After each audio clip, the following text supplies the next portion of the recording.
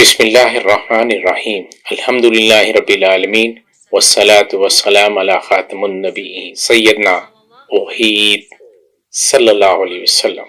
روگردانی کرنے والے اور بھاگنے والے۔